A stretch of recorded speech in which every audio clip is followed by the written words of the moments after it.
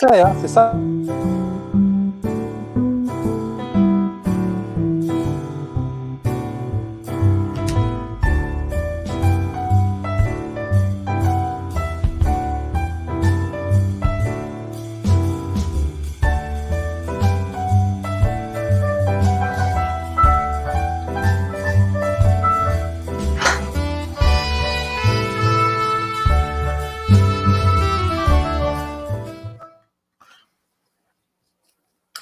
Qu'est-ce qu'on fait, Morgane? Est-ce qu'on parle en français puis on fout tous les Américains? Ouais, ça me paraît bien. Je sais qu'il y a Fred Serval. Fred Oui. Serval disait qu'il parlait avec toi Oui. via une couple de secondes. Tout à fait. Je pense que c'est le seul ou peut-être 2 ou 3 personnes qui vont comprendre qu'est-ce qu'on dit. Mais anyways, Morgane, thank you so much for being here. Well, thank you for having me. And well, come on. You're one of those people that designs the first game and they become like Michael Jackson. It's like, what? Where did this person come from? What the hell is going on? I will not take such insults from you. Ça va bien? Ça va. It goes, yeah, it's very well. Doing fine. I mean, I had 2 days, which were very exciting here at the con. I mean, obviously not as exciting as being there in person for obvious reasons, but still a very good substitute, I guess. You know, I'm very impressed by the feeling I have when I go onto Discord and I go into the con. I feel like I'm actually abstractly going from one table to another table and like checking out Morgane with Hubris, going to John Butterfield, checking out Mark Herman doing this. Je commence. Non, c'est qui ça? My son. Wait, introduce your son, please. Riwal, viens voir. Il m'entend pas, hein? Oui. Coucou. L'interview. So you know this guy is going to be a terror. I recently started playing the Napoleon 1806 with him, you know, the game by Shakos as an introduction. Yes. We've played 5 games so far. He's 3-2. And it's funny, is it because you're a war gamer that the children get into this war game? Because I'm a war gamer myself. I mean, not as much as you. And what's Bobby Factor doing here? Bobby Factor. Yo, I'm just here to listen. I'm here to listen. I just want to make sure everything's working great too, and it is. Everything's working great. What's the matter with you? I like making sure. And you know what? Of course, it's going great because I mean the team support has been fantastic. And I was going to say that. And Bobby, I texted you and I said, man, to say that you're efficient is a gross understatement. I appreciate it. Yeah. I mean, you know, and I forget the other names of the other admins that are there, man. The amount of work that goes into something like that and the availability that you offer us is. Yeah, we wanted it to be comfortable for everybody. So well, it's very positive. Okay, it's awesome. Good. Yeah. I'm glad you both have acclimated quickly. That was our aim. You know, we've learned a lot anyway. You know, but don't let me take away from this. I came here to listen. Well, you know, are you going to stick around? Yeah, I'm going to listen. Okay, Morgane, like we might speak in French because we want to dupe the Americans. Please do. You want to be careful. Some of them do speak French. Well, right, that's true. Well, that's very true. Only the southern people do. Good point. I'm going back to them. Okay, anyways. Okay, Morgane. Now, I tried to acclimate my fiancé, my daughter, my son to playing the easiest possible war games to get them into it, and no. Well, I don't know. I mean, I did manage to get my my spouse to play with me a number of games. I mean, we've played Twilight Struggle. We even played 30 Years War with, you know, the CDG. With your partner. You played this with your partner? Yes. We play a number of war theme Euros. So that's okay. I'm trying to get her. Actually, my current target is to get her to play Prelude to a Rebellion with me. You know, the game by Marco Poutre on Compass Games. Oui. Yes. So I think that would be good. And then my daughter, not so much. But we play board games, but not so much war games. But my son has always wanted to play. I remember when the very early stages of developing Hubris and Pendragon. I mean, he must have been, I don't know, 4 or 5 years old, and he wanted to say, "Hey, I want to play." So I had him rolling dice. and then, yeah. So he was always like, "I want to play Pendragon." I was like, "Hey, one thing, baby steps." Baby steps. Yeah. But Napoleon 1806 is a fantastic game. Well, I think it's a very good game in itself, but it's a fantastic game to introduce new players. And they have built a very smart way to ease players into the game. I mean, you have like 3 levels of rules. And obviously, it gets more and more interesting as you add the complexity, but it can be done in a very progressive way. And he loves it. So, yeah, it's a big win. And it's funny because I was just bouncing from room to room. We were actually on with John Butterfield. Yeah, I'm sorry that it ended up in everybody bouncing off. No, but it was great because I love spontaneity and I love this. And we were also on with Britt and Louise from the UK, and they knew John, and it's like it's a wonderful family. But anyways, I digress. I got some serious questions. I hope you're ready. Go ahead. Okay. So I want to talk about Hubris a little bit, okay? I know that I've been initiated because we went to the last con at Academy, Stack Academy. And you know what? Stack Academy doesn't get enough love, man. I tend to agree. I mean, we're in Montreal, man. How small can we be? We're small, but still, and it's not the lack of effort from Morgane. Yeah. Well, I mean, his effort is tremendous in doing this to get logistically. But anyways, yes, I learned. You taught me a little bit about the game Hubris. I was impressed. First of all, I was impressed by the way you spoke to me about the game, because you have such a ease of explaining it that I understood right away. And I'm not one of... Who's that? Duce. Is that Uva?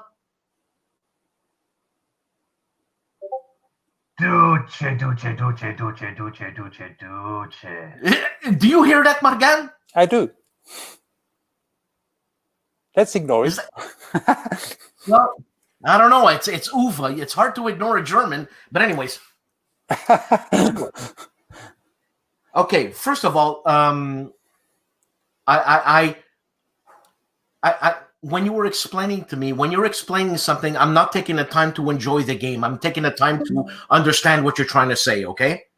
So, one, who would this game appeal to?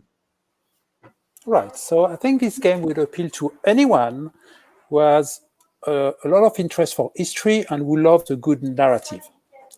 This game is just full shock of narrative. I mean, actually, when we do some of the playtesting, I got some feedback which is like, "Hey, there's so much narrative. I mean, the game, the game takes like second stance. You get immersed into it. So you have to love this narrative because it's a lot of things are happening and everything is done to immerse you into this game. Now, if you like a game which is more abstract and which is more about optimizing the game and having full control, you probably won't like this game because that's not the rationale. That's not my design philosophy. I don't believe that's the reality. I'm trying to place the players in the shoes of their historical counterparts. So what they could control, you can control in the game. What they could not control in reality, you cannot control in the game. Now, the thing is that what's happening now, I think, in a war game world with you, David Thompson, Volko Runke, is that you guys are going when I say abstract, you guys are going really, really tight subjects like we never heard of. It's like a Pendragon. It's like, okay, yeah, we've heard of Pendragon, whatever, blah, blah, blah. But I mean, the stuff that Volko did, like Nevsky, and you seem to be going that way, and it seems to be a few designers are going that way now. First of all, I know you're a history aficionado, to say, okay, and why are we taking these small little unknown subjects and creating these huge games? My personal opinion is that for too long we have always tread the same path. Like you mean the Battle of the Bulge? The Battle of the Bulge, Waterloo, Barbarossa. There is like a handful of subject matters that is repeated over and over and over again. And I'm not saying that these are not interesting subject matters or that they are bad games. Some of my preferred games deal with these matters. But there is a tendency to always go back to the same subjects. And I don't want to get into some speculation about why, but that's a fact. Myself, I guess my personal interests lie also in other areas. I'm a big Ancients fan, for instance. I'm a big fan of everything Celtic. So I would want to play games about, the fall of Roman Britain. I want to play games about the Hellenistic world. And there are precious few games about these subjects. So I just designed the game I wanted to play. Okay, so simple as that. So this game is a very selfish. Absolutely. Okay. This game was born, Hubris, in 2013. And I had been, actually, it's the Hellenistic period as a whole, which is a big period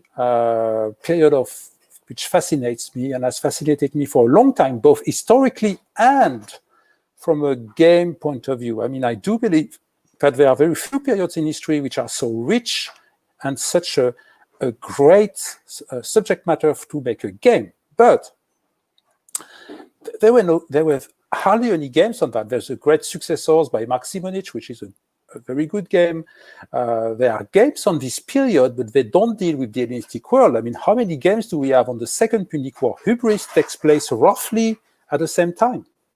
But we look at the struggle between Carthage and Rome. We don't look at what happened then in the East, which in my opinion, the two are linked, obviously, but the real important thing was what happened in the East, because this is why Rome became what we know Rome to be. And so I was frustrated. And at the same time, I remember I was introducing a friend. I was still in California at the time to Twilight Struggle, which is a game on which I have a difficult relationship. I'm not particularly interested by the subject matter. I have huge admiration for the way the game is crafted and works.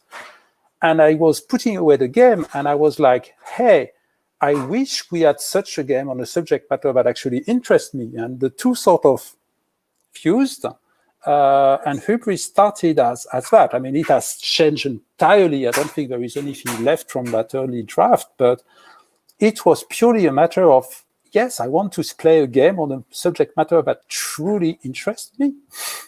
And that doesn't exist. It's funny though, Morgane, because that's such a niche subject, and your game is successful. That must have been a surprise. I don't know. I'm talking, let's say I'll go back to Pendragon. Mm-hmm. Did you think you were going to be that successful in your first game and be that accepted in the subject? Obviously, it's a coin game, which personally, I'm psychologically blocked with coin games. I don't know why. But your Pendragon game was very well received. It was. That was your first game. Yes. Now, it's still a bit of an obscure title. It still is. Yeah, my point is, I thought it would be successful because I know it was a great series, and I do think that this is a subject which will, which will talk to many people, especially in our prime market, if we want to speak of markets, which is the US and the UK and stuff, because I mean, these are the origins of the Anglo-Saxons, literally. So, and as you know, everybody knows of Arthur and, and these things, even though most of them have completely wrong ideas about him. Of course. So I was not concerned. I was like, okay,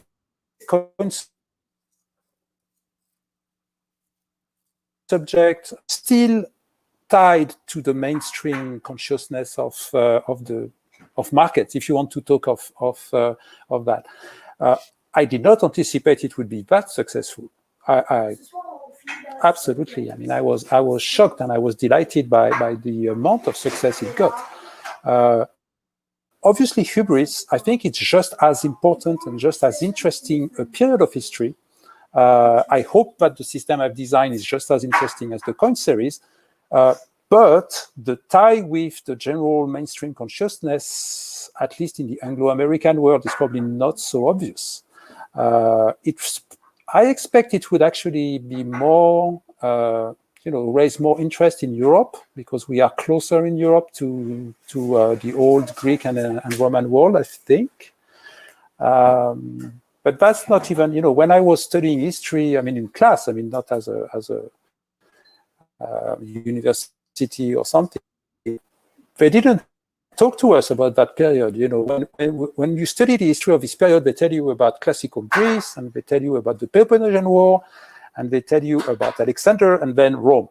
And what happens in between, something happened, but nothing. Well, actually, a lot happened, and it's absolutely critical, not only to why Rome became Rome from a great power point of view, but it was also critical in terms of civilization, in terms of ideas, in terms of philosophies, in terms of religion. The modern world will not exist without the Hellenistic period. No. And now all those ideas, because we're talking Pendragon, you expanded on those ideas in Hubris.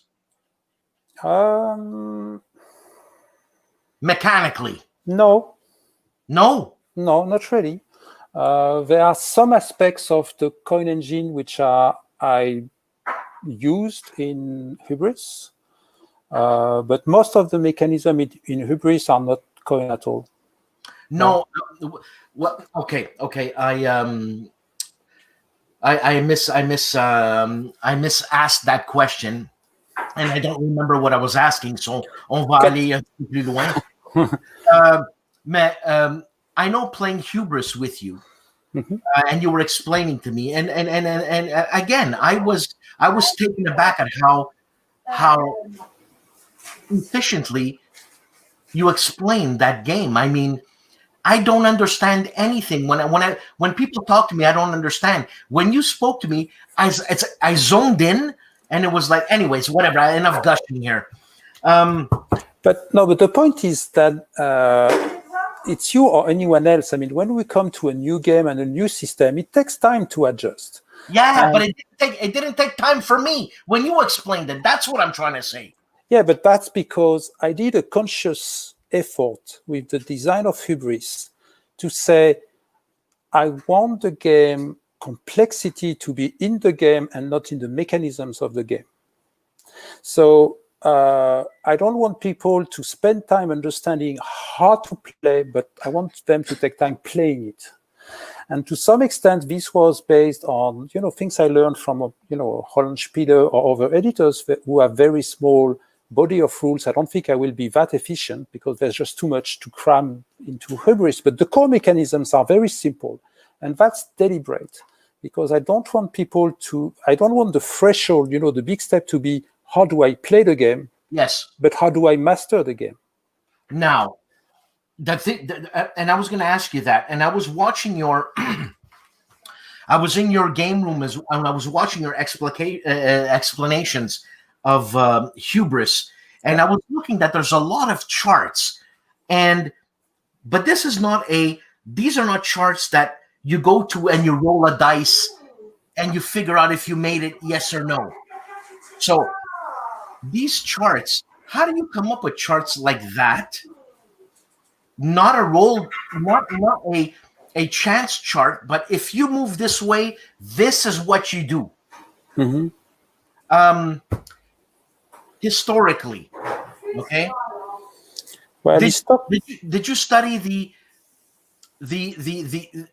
the act and then the whatever the consequences of the chart? What I'm trying to say is that you know what I'm trying to say. I can't. Yes, I guess these, you know, when you design a game like Pendragon or Hubris, you're not designing a very precise firefight simulation of you know, a battalion going into something where you have to take into account a lot of kinetic aspects and ballistics or whatever.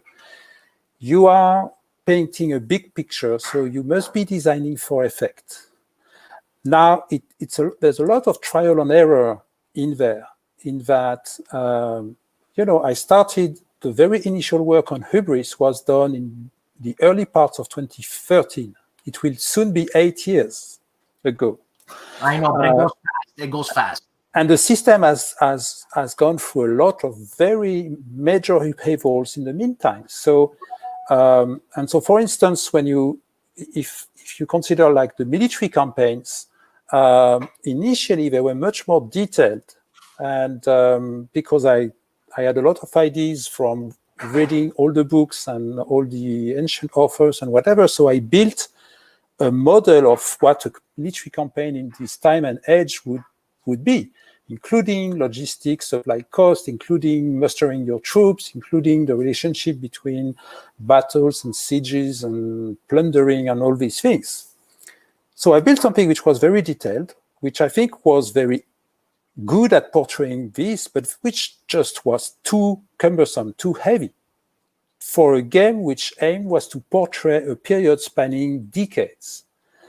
So then I had to step back and to synthesize, you know, summarize these campaigns, knowing, you know, I had a feel for what were the key decision factors, you know, the key elements, and I knew I had built, if you will, myself. I know, like, okay, so in, say, the equivalent of 2 years of game, this is what you should be able to achieve. So I could calibrate, you know, exactly what you would do, and then it's a simple matter of working your probabilities and working your numbers, and then adjusting and fine-tuning when you play. And it's like, you know what? My campaigns do not achieve, you know, enough. So you just crank up a few numbers here and there, and you get more rolls, or you get more opportunities. Or on the other hand, this is too efficient, so you crank it down. So there's a lot of small adjustments like this, which are more, I guess, arts than science. It's funny, Morgane. I'm listening to you, and I'm lost in a lot of points that you say. How do you develop such a technique to design a game? Is it part of your love of history, what you've learned? But there's something deeper. Even if you know the history, there's something deeper in creating the mechanics for an idea. Well, this is where I bring together, I guess, two strengths. On the one hand, I'm a failed historian. I mean, I should have been an historian if I had not let me be, you know, waylaid when I was, I don't know, 14, 15. I would be an historian on archaeology. So I love history, and I have read pretty much anything I could find on this period. So I got just all this knowledge that needs to be channeled into the game design. On the other hand, so I let myself be waylaid, and I became an engineer.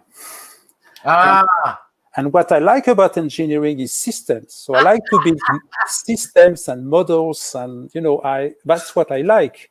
So building models so that I can convey all that historical content that I love is kind of bringing together my two I would say academic halves. Yes. Yeah. That, you know, and that's awesome. I mean, that's awesome. Really, seriously. Now, bringing your ideas as an engineer into game mechanics, which designer were you most attracted to in terms of that technique? I don't know. I mean, I always liked new systems. You know, on the one hand, I'm a theme-driven person as far as gaming is concerned. I mean, to me, when I want to play a game, the key factor will be, is the theme something that appeals to me? Obviously, yes. But also, at the same time, I'm always curious to see new systems, to see, okay, someone came up with a new way of doing things. How do it work? Just for the smartness of it. So it's hard to pinpoint, you know, one designer who really made this big an impact. I mean, there's a ton of things which I've seen, which I love, and I could point to. There's in Hubris, for instance, there are elements. I said the element of coin, and obviously Volko's work. I mean, I'm a big fan of his work as a designer, as a person as well, but of his work as a designer. I mean, he's just outstanding.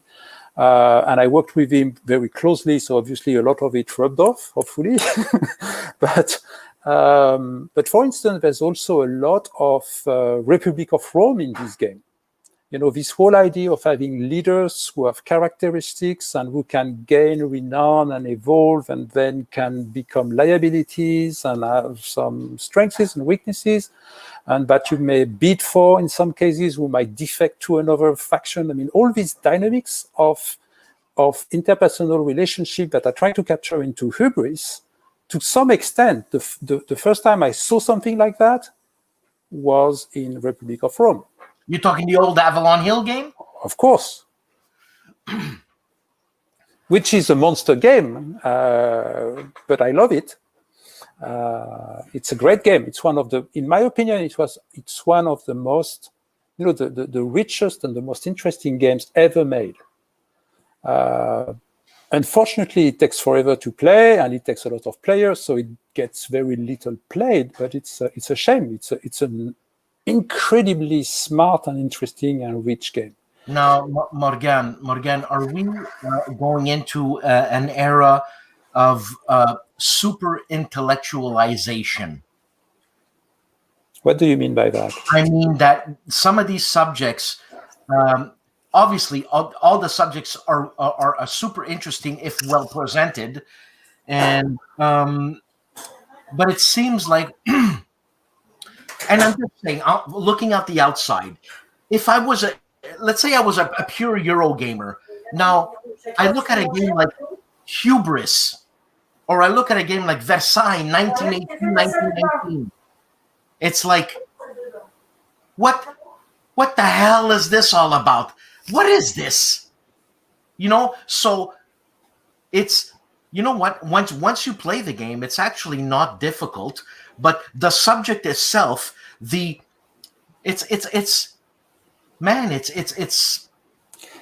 hyper intellectualization. It's like you and me going into a bar and we're having a drink and we're going to talk about what cannon and what muzzle flash of a king tiger had, and we're going to discuss it like emotionally, and we're both like, yeah. But who's going to get into that, man? Now, I, with due respect, I think the analogy should rather be, you go to this bar and you're going to discuss, say, okay, your dogs, or you're going to discuss, say, the next game, you know, the next NFL game, and you get into a deep consideration about the dynamics of, you know, the newest play calling schemes and the new, I don't know, the new qualities of pass rushers and the new rules and the trends for the past 20 years. Or you get into a critical discussion where you have to have a good understanding of the interplay of economy and politics and religion and the history of the past 200 years to actually be able to have a cognate discussion. That's more what I would like to do. I do play Eurogames, not that many, but I do play some, especially with my family. And most of the time, the reason I don't play that many of these games, I mean, it's not that they are short. I mean, obviously, when you can play a game in a short amount of time, it's a good thing, but they are not deep enough. And most of them, most of the Eurogames are clever mechanisms that are being streamlined to death. And then you have a theme which is kind of painted on it. Morgane? What about a game like Carcassonne? What's the depth? What's the depth in there? Yeah, and where's the relationship with Carcassonne? Well, we're talking about Eurogames and the deepness of it and the simplicity of it. So now, a game like Carcassonne is super simple. Yep. Place a tile, try to match the this and this and that, get your little village, whatever. But it goes deeper than that. Like a piano. A piano is easy to play, but hard to master. Now, Carcassonne, you can take it a different way where you can start being aggressive in Carcassonne. Okay, but what are you trying to achieve? What I'm trying to say is that when I play a war game or a historical conflict simulation or whatever you want to name it, I'm not interested in the mechanism per se. I'm interested in what are we talking about? What are the various elements that are brought together? And I am much more of a strategic player than a tactical player. Yeah, but you need. And so I need smart mechanism to bring all of that together in a manageable format. You need the tools. You need mechanisms. But it's the subject matter that is important. Of course. Right? Whereas Carcassonne or other games are very smart and elegant and very clever. I mean, there's no question about it. But there's nothing. You have a clever mechanism which tells you nothing. A game, if you play Pendragon, if you play Hubris, if you play Nevsky, if you play, Next War Poland, or any of these games, they tell you a story, you learn something about some real things, or even if it's a fantastic or a science fiction setting, you will still, the subject matter is what is important, not the mechanism. And this is why when you are trying to bring together so many different elements, you cannot have a rule book which is 8 pages long because you have been able to streamline it to death because the game is about the mechanism. Whereas if I'm trying to capture, it's a frustration to a designer. I mean, I've been in the final phase of development of Hubris for the past, 5-6 months, with a great developer, a great team of playtesters, and it's every day I've got frustration from the feedback because I've tried to streamline it and to keep it simple, and at heart, at the core of it, it still is. But since I am bringing together in this game so many different elements, sometimes you do have some situations which are, borderline, which may occur only once every couple games, once every 10 games. But if you leave it alone and you ignore it, or if you design it, so either you could ignore it and then players will get frustrated because if they come to that situation and you don't handle it properly, people will get disgusted or frustrated or something. Or if you design it away, so sometimes you can find a smart way, and we try to do that, obviously, but if you say, you know what, I don't want to be bothered by that aspect, I'm going to get rid of it entirely, you lose an entire element of your story. You lose an entire element of your historical model. A Eurogame can do that. It doesn't matter. A game which is an historical conflict simulation cannot. And this is why we have rule books which are more in the 20 to 30 pages than in the 8 to 10 range. And that's something that we cannot help. I still believe that Hubris, I mean, in 95% of the situation, you can play it just with a couple pages of the player head cards, and that's enough to play. But there is the rest of the rules to get you through this sort of borderline situation that occur once in a while.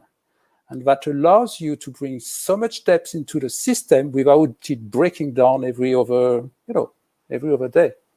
You see, okay, I'm talking to the people now. I'm not talking to Morgane. You see what I was trying to say? How she comes up and explains something so clearly. I had a stupid grin the whole time she was explaining this, because I don't know, man. I understand when you talk. It's like, oh yeah, that's right. Anyways, you should have been a teacher. But anyways, okay. Morgane, sacrament. C'est-tu écœurant, ça? En tout cas. Actually, you should be a lecturer, obviously, because it just flows so cleanly, and I don't even have any questions because I just understood what you said. But anyways, okay, Hubris. I remember when you were explaining Hubris to me, I saw a lot of Euro elements in it. Do you remember me telling you that? I said, "My God, I forget what mechanic was it, but it was like, I don't know, it wasn't worker placement, but anyways." And I was saying, my God, forget GMT. I love GMT. Forget GMT. You want to make money? Go to the big companies, this and that. And you said, no, you love GMT. You're going to stay there. But your game was so accessible that I think a lot of Euro players, and I'm talking about Hubris, I think a lot of Euro gamers being interested would really get off on your game. And I hope so. To some extent, Pendragon's success was based on this. The coin series has always been built, Volko wanted to, I don't think Volko said, I'm going to design something that will be accessible to Eurogamers. That was not the primary objective, but that was one of his objectives. He was like, you know what, there's no need to saddle ourselves with a ton of stuff which is wargaming. And there are some elements which are clever and which can make the game more accessible and sort of grow the audience of these kind of games. Pendragon went, I believe, one step further because it has a theme which was a bit of which appealed to a lot of players, because not only it used this sort of accessible mechanism of the coin series, it was also a theme which was easier to bring new players in. I remember when the game was announced and was in development, I had a lot of contacts of people saying, you know what, I don't know nothing about wargames, coin, whatever, but I'm interested in the Arthurian legend or that part of history, and I want to play that game because of that. Now, I'm sure that some of these guys or girls will have found the game maybe too heavy, and I would think not that worked. Yeah. But many have made the step, and I see it on Board Game Geek or other platforms. There's a ton of players who tell me Pendragon has this reputation to be the most complex of all coin games. I do believe that it is not entirely deserved, but it certainly is complex because there's a lot of moving parts. And so many people will tell you, okay, if you're interested, start by another coin so that you can get used to the coin system, and then you go to Pendragon. And there's a ton of people who say, no, my first coin was Pendragon. And I was fine. Because first, I think the primary driver to learning a new system is if you are interested, right? So if you are motivated by the theme, you will get through. Then a lot of the perceived complexity of Pendragon is that it's different in many ways from the other coin games. So if that is your first coin, it's not different, it's your first coin. That's right. So, something like you don't have the mechanism of the insurgents being flipped up and down, or if you don't believe that's an integral part of the coin system, there's no problem. The combat system in Pendragon is not that complex. So again, if you come without any sort of preliminary idea of what it should be, well, it is what it is. Now, Morgane, when you say not complex, t'es un intello. You understand? You're way up there. So how can you explain it? How can you explain that to people who are to lay people? You know what I'm saying? What I'm trying to say is that the way you're an intellectual, and it comes off as an intellectual type game, but it's not, because you designed it so it would flow. Okay? So how do you get away from that stigma of c'est un intello to, hey, it's a good game, it's a fun game? Is the subject matter of something like that help in a bringing it down to the people? I think so. You know, there's a lot of things in Pendragon are actually pretty simple. I mean, you can get quick and, you know, launch raids, and so you roll and you get your raiders and you see what's going on and you take the plunder from the map and you try to go back home before the cavalry comes and destroys you. You know, that's not complicated in itself. And so you can very easily, you know, new players can get into that quickly, and it's fun. Now, are they going to use it in an efficient way in the big picture? Initially, probably not, and that's fine. I think part of the issue with what you are saying is that many players want instant gratification, and they play a lot of games. I'm guilty of the same thing to some extent. I mean, I've got way too many games. I mean, just, you know, you can look. I've got way too many games to play them all regularly. A lot of them I haven't even played yet. So that's, you know, that's a pity. That's just many players are like that. Yeah. But the problem is that I think it's exacerbated in the Euro community, where they have ton of games, and we will say, you know what, I want to play 10 games a week, to 30 games a week, and I forgot the name. They have this challenge of playing so many games in the year or whatever. I mean, what's the point? You are not going to master Pendragon on your first play. You're not going to master it on the second either. Even probably not. Well, the third you might get, and it depends then on what's going on. Depends who you are. Yes, but what I mean is that you've got to accept that, okay, you're going to play the first, and the same thing stands with Hubris. You can get into Hubris. I can get you into launching campaigns and making diplomacy and raising taxes or whatever in no time. But before you can actually start grasping what's actually a good idea and what is not a good idea, and if I muster all my troops, I get the punch now, but I open myself to this, etc., etc. I mean, if I want to explain all of that to you at the outset, I'm going to spend a day explaining to you everything that is in the game, and you will get bored and you will move to something else, and that's normal. Yes. So play it. And you will fail, and you will have fun, and you will do so, and you will go from a high to a low, and saying, like, we had that in some of the games during the demo yesterday or today. You know, a guy comes and he manages a big thing, and then suddenly he discovers that he has left the back door open and something catastrophic happens. And that's I think it's part of the fun, first, of discovering the game.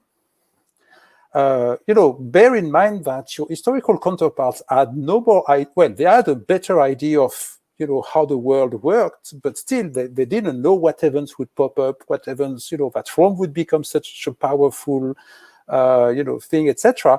So discovering it and getting surprised and to getting blindsided by stuff is actually fun. It's part of experiencing this piece of history.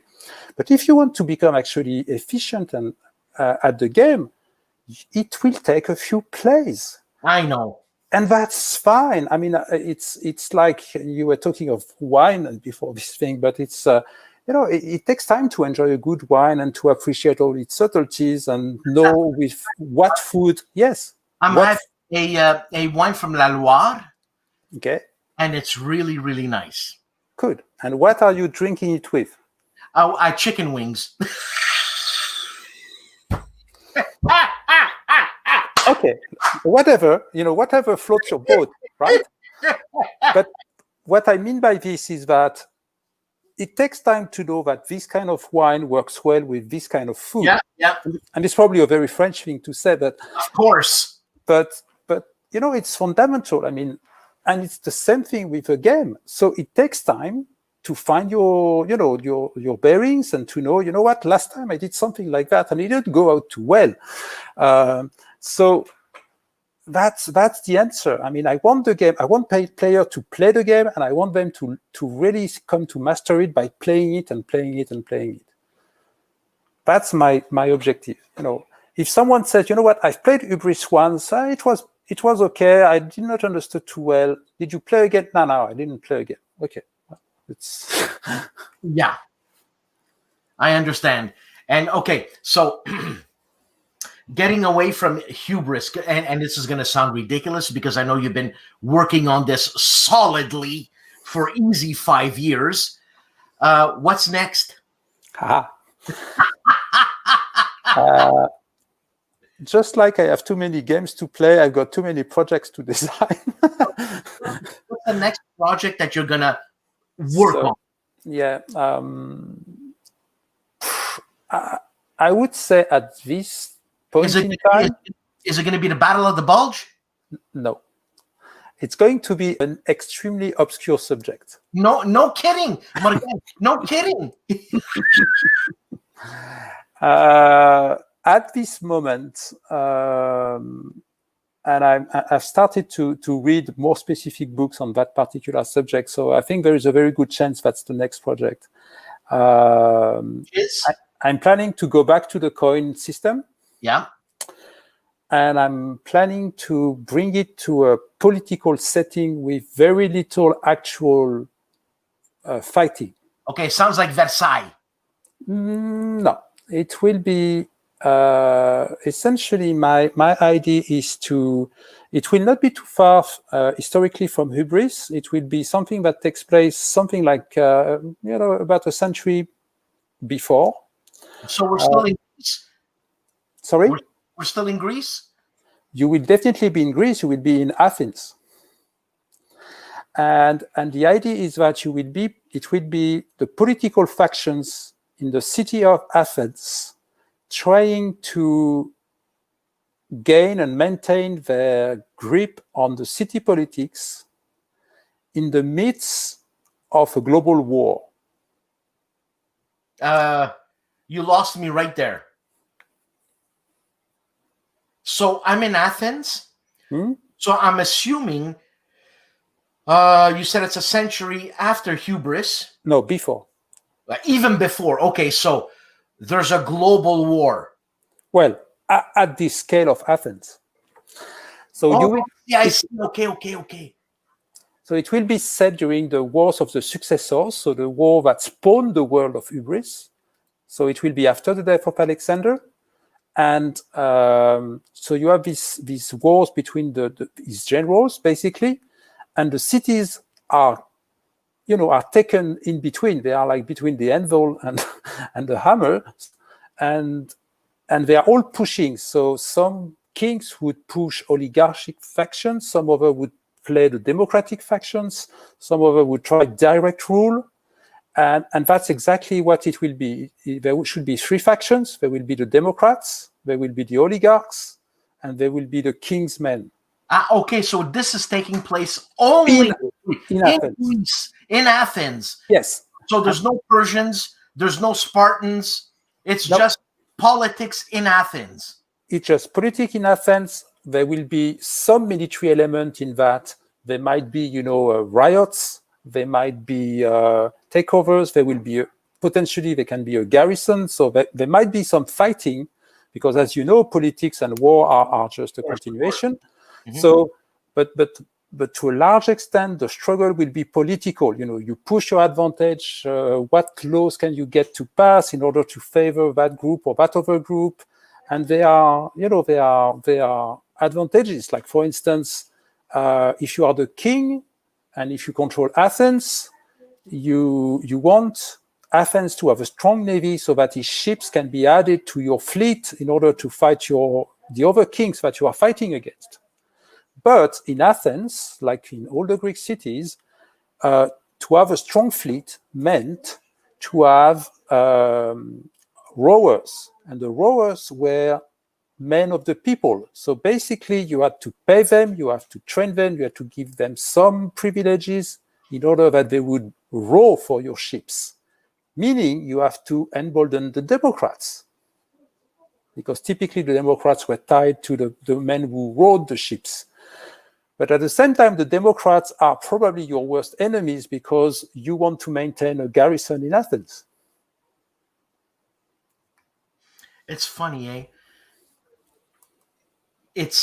I'm so interested, and I never thought I would be interested in something like that. And you know, that's just fantastic. Morgane, my last question to you, because I know je sais que tu vas aller manger. I know you want to go eat, and you being a French woman, you take your food seriously. I do. Yes, thank you. What was I going to say? For God's sake, I forgot that. Okay, Morgane. Now you being in you being immersed and have a love for ancient history, what are the chances of you doing something in the contemporary field now? Because you know something, the government of Donald Trump could make a hell of a game.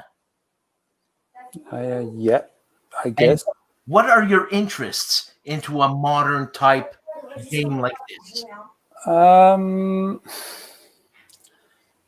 not sure I can design it, but I would love to play some good games on that sort of subject. Well, there was a submission. Let me explain a little bit. There was a submission. You know, there was the Wisconsin Game Jam, which took place about 6 weeks ago. Fred Serval. Led by Fred Serval and others. And it was tremendous. It was a great experience. There were some tremendously innovative and brilliant ideas being pushed during this game. And I truly believe that we will see some of these games being official release in the not too distant future. But there was one game which did not score high, and it did not score high because the jury, so I was a member of the jury, and there were two Americans, two very esteemed friends, but both of them American. And I think that subject was too close to them, and they were very uncomfortable with it. The subject matter, it was a coin kind of game, so essentially a coin game, but again, very political. And the subject matter was the election, the one we are just through at the moment. And their premises were that the Biden campaign would win, but not, in overwhelming things, and then Trump would try to contest the results through the courts, and then he would whip up, white nationalists and bigots, all these things. Wait, hold on. Was this before the actual stuff really happened? Oh yeah, a couple of weeks before. But, if you follow these matters, I mean, there was a lot of speculation around what might happen and what he might try to do, et cetera, et cetera. And so the game has basically, I think, 4 factions, which are the Biden campaign, the Trump campaign, the white nationalists, and the progressive left, okay?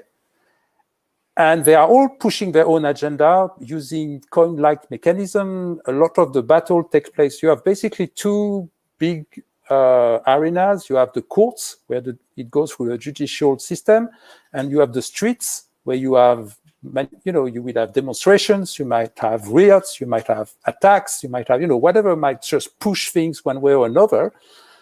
And obviously, it was only a bare-bone prototype because the teams only had, 72 hours to prepare the games. But I was extremely interested by that. I mean,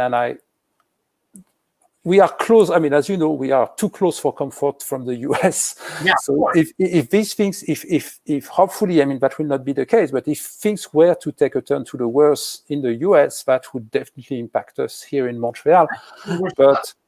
But still, we are not in the US. We did not vote. We don't have a direct stake. We have like a second a second-tier stake in what's going on. So. We're like a Siamese twin here, you know what I'm saying? So I guess for me, and I remember talking with Fred Serval, and he was like me. He was like, "Oh, I was very interested by this game," and he's even farther away. I mean, he's in Europe. So it's probably a subject that is just too hot to handle right now, too political, too personal. Just like, you know, when the first expansion for Labyrinth came out, and it covered all the attacks in Paris and, you know, the Bataclan. You remember 5 years, and I didn't know that. I didn't know that. Okay. Just yesterday was the 5th anniversary of the attacks in Paris. That made, I don't know, 73 dead at the Bataclan, etc. That's way too close for comfort for me. And I remember when the game came out, I had been waiting for that game a long time. I couldn't play it. It was just too close. You know, I mean, my sister was in Paris during the attacks, and she could hear the how do you say, the reports of the Who designed that game? Of the attacks. So yes, I would love these games. I don't know that I am the person to design these games. No. Who designed the expansion for Labyrinth? Oh, it's Trevor Bender. And my God, that's sensitive. But he's coming from a gaming point of view. Yes, it is too close. Jesus, 5 years. Did he have anything on Charlie? Oh yes, there's. Oh my God. Of course. So, I think he was. I mean, you might discuss all you want if it's too close, you know, to be able, just like the work of an historian. If you are doing history work on something that is happening or happened very recently, it's that much more difficult to do a good work, because it's much more difficult to be, you know, to get rid of bias. I don't think any historian ever gets entirely rid of bias, but at least, you know, the farther away it is, the more you stand a fighting chance of doing that. But also information is not entirely open, etc., etc. So you might discuss whether it's a wise thing to design a game so close to what happened. But I can understand why he did it. I mean, it's not different from what Volko did with the original Labyrinth. Right. It just was, I was very excited when this game was announced, but then the Paris attacks happened, and it was in the game as it should be. Yeah. And it became too sensitive for me. I mean, I think that I'm about ready to go back and actually play this expansion now, 5 years later.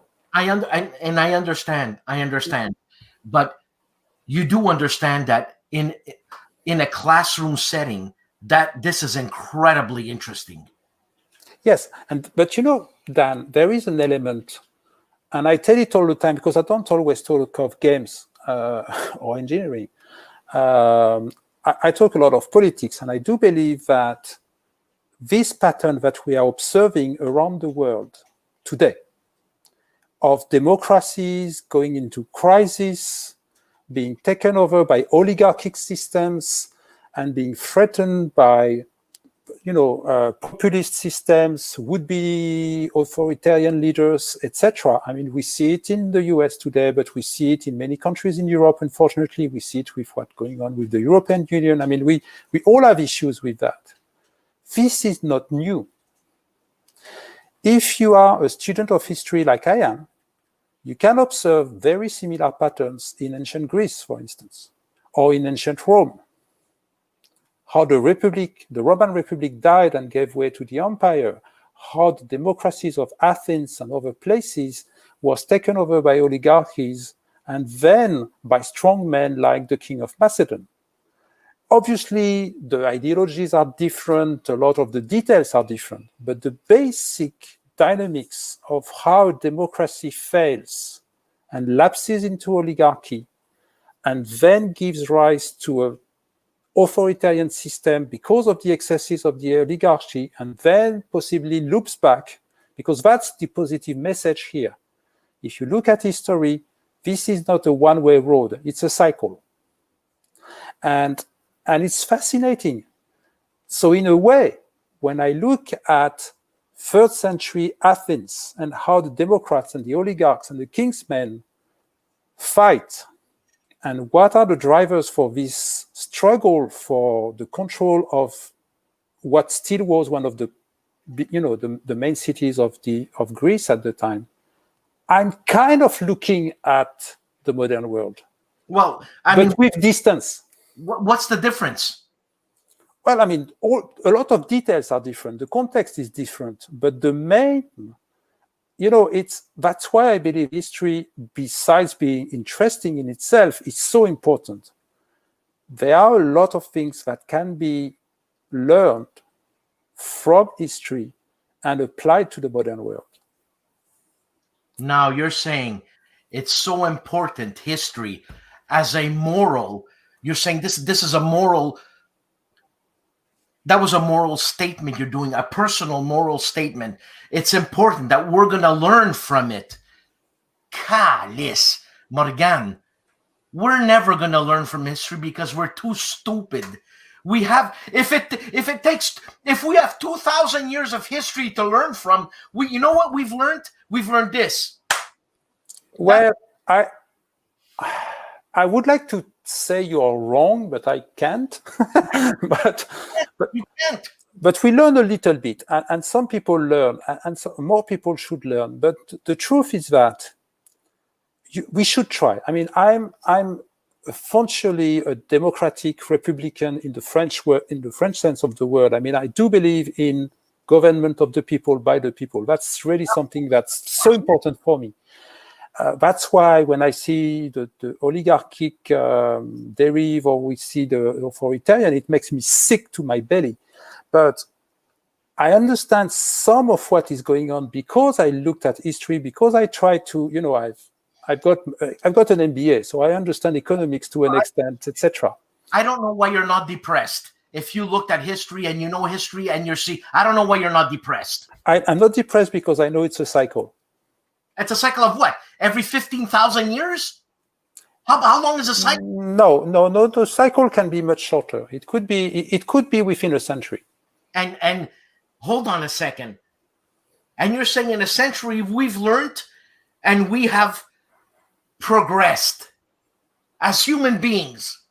Did you I still think we did, but the point I wanted to make is that you say we don't learn from history, meaning we do repeat a lot of the mistakes. Of course. But if we understand why we are repeating these mistakes, that's also a positive information. Like, for instance, let me take an example from my game, Hubris. In Hubris, you are playing the kings of the Hellenistic kingdoms. Historically, they struggled against each other. Rome grew in power progressively, and one by one, just bam, bam, bam, brought them down, establishing the Roman Empire over this region, eventually. So, as a designer, I said, you know what? Rome is a different entity. It cannot be a player. But my concern was that any player who was even remotely aware of the history of that period would know that, and would know that the real threat is Rome. Correct? So would do in a rational way, knowing that, with hindsight, I must do everything I can not to let Rome get a foothold, not to get involved in this politics, because at the end of the day, we're all going to lose. So I started with building, an iron-bound jacket of things so that the players could not use that knowledge of history to basically play in a completely ahistorical way. But I discovered very quickly it was not necessary. Why? Because this is a free-player game, and sometimes you get beaten up. And at that point in time, if you can find a way to get Rome involved, to beat up on the guy who's beating you up, you will. Right? Of course, as a player, you're going to do it. Even if that there might be a big price to pay, it's 5 turns down the road that you might rue the time you brought Rome in. But at this moment, it's saving your ass. So you do it. And I found that on the wall, with only a few guidelines and stuff, I could reproduce pretty much the historical progress of Rome without any iron-bound rule to prevent players from playing historically, because they had an objective interest, short-term, to play that way. And you see, Morgane, and that's an interesting learning, because then you can understand, why we reproduce these mistakes. and you see, Morgane, we were supposed to have a half-hour interview so you can have a nice supper. And this is why I love having conversations with you, because time is immaterial, and it's just, I feel like I'm eating. Je mange des moules avec des frites, puis on est en train de prendre une bouteille de vin, puis on parle. I feel like I'm in. It would be even better with the moule frite and the wine, right? Anyways, Morgane, I think you're fantastic. Personally, I think you're a genius. And thank you very much for being hungry and taking the time to talk with a guy like who knows nothing about wargaming. No. But it's very interesting asking questions and getting some good answers. And Morgane, I want to thank the people who actually I didn't put many questions up on the site because it was a selfish thing. I wanted to have Morgane by myself, and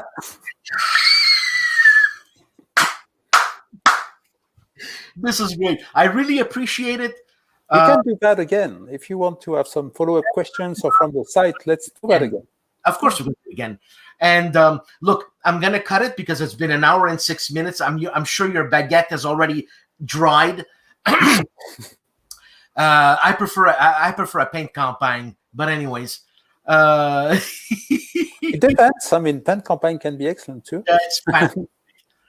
People, thank you for joining. Morgane, that was awesome. Please stick around. I want to show you my professionalism in escaping the show. And again, people, thank you. Morgane, t'étais écœurante. Here we go. Morgane, stick around, please. Yeah. People, hasta la vista, baby.